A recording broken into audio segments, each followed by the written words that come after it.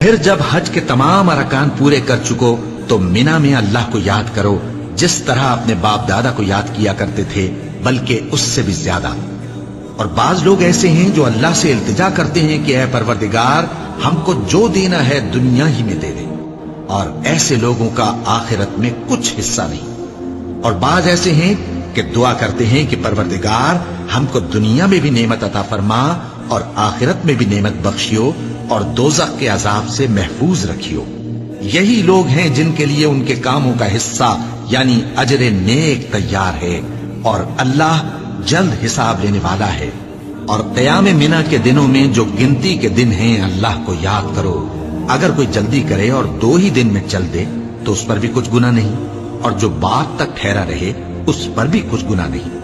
یہ باتیں اس شخص کے لیے ہیں جو اللہ سے ڈرے، اور تم لوگ اللہ سے ڈرتے رہو اور جان رکھو کہ تم سب اس کے پاس جمع کیے جاؤ گے۔